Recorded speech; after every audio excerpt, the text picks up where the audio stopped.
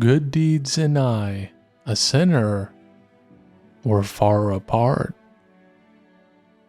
On different planes, a different way, the way of the heart. No common ground, we drinkers here, you puritans there. The sermon and the song of the lute, how can the two compare? It weighs upon my heart, this lie of living in fake purity. Where is the sake? Where the wine? There rules apart.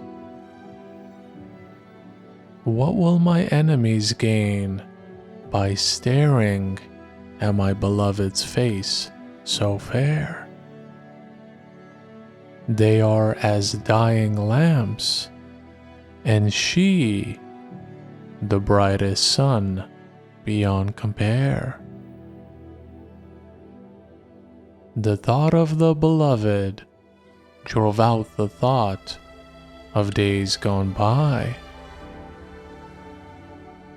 Where did the vanity go? Where is the anger gone?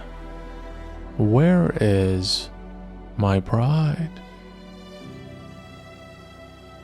Do not expect from Hafiz a life of peacefulness, repose. What is patience?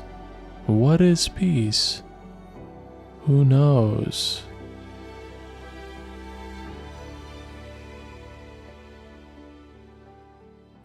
In typical cheeky yet incredibly deep fashion, Hafiz offers us some delightful words to ponder. Like many of his other poems, this poem critiques the lie of living in fake purity, of practicing religion or faith simply on the surface or for show, and not for true spiritual growth. In religion, we are often taught to do good deeds, and the more good deeds we perform, the greater our reward will be in the afterlife. Conversely, the more bad deeds we perform, the greater our punishment will be. Unfortunately, this way of thinking turns spirituality into some sort of a business or transaction. You never do something out of true sincerity, but only to get something back in return. True spirituality, however, asks for nothing in return. Yes, the more we grow spiritually, the more we will naturally receive. Our hearts become lighter, our thoughts become softer, and our soul becomes brighter. But these so-called rewards are not a function of us doing good deeds conditionally. They are a natural outcome of walking on the spiritual path, not the sole reason why we venture on this path. God is not some business partner that we have to please and transact with. We will always owe Him more than He will ever owe us. In fact, our whole life is a blessing from Him, let alone every breath we take.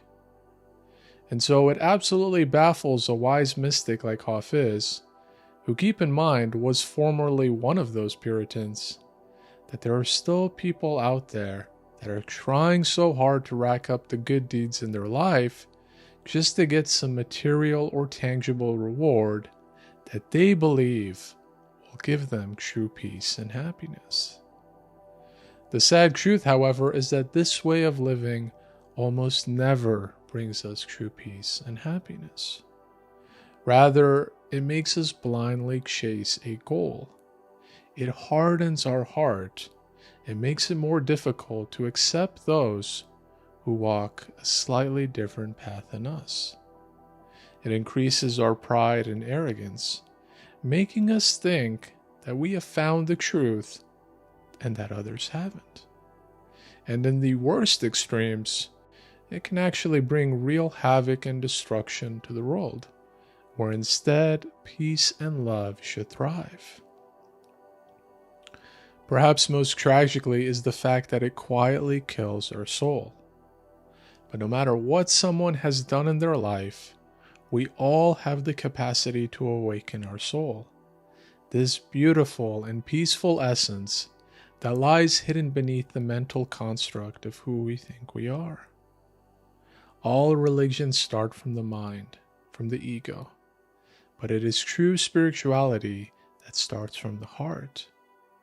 When we can truly connect with the beloved without any pretense or expectation of getting something in return, we will feel our hearts open and expand.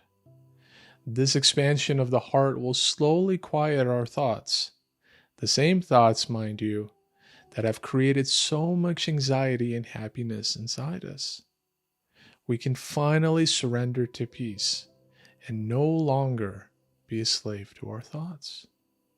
We no longer have to be angry, no longer prideful or vain, no longer living a life filled with endless struggle. Unfortunately, not a lot of people on this egoic path will see this, at least not right away. Their ego is so strong, their mind is so active, that they are hell-bent on continuing their destructive ways, hoping to accumulate more and more till the end of time. As Hafiz says, their way and the seeker's way are worlds apart. One lives in the mind, whereas the other lives in the heart, the soul. And one of the reasons why I love this poem so much is because I can totally relate to it. Like Hafiz, I too was once very close-minded, accepting a very limited snapshot of the truth. I was extremely prideful of how much religious knowledge I thought I had, unaware that while my mind was full, my heart was not. But I eventually woke up and realized that this is not the path I wish to follow. I don't want to be right. I just want to be at peace. I don't want the promise of heaven. I just want to be near my God. And He is with me in every corner of this world and all worlds, no matter how much I have fallen, quote unquote, astray before. And I think this is a natural progression for a lot of us. I can think back to a lot of great spiritual masters in the past who were overly zealous in their faith, but eventually rose to a level of love and spirituality that transformed their lives and the lives of countless others. I even have featured a few of them on this channel, including Rumi and Yunus Emre. But the point is not to attack religion nor those who practice it. The point is to love every single being as if the beloved lives in them. Because guess what? He does. Beneath all the masks we wear in life, we each have a beautiful soul waiting to awaken. Some of us need a little bit more time than others to awaken it, but we should never judge or criticize those who have yet to open their hearts.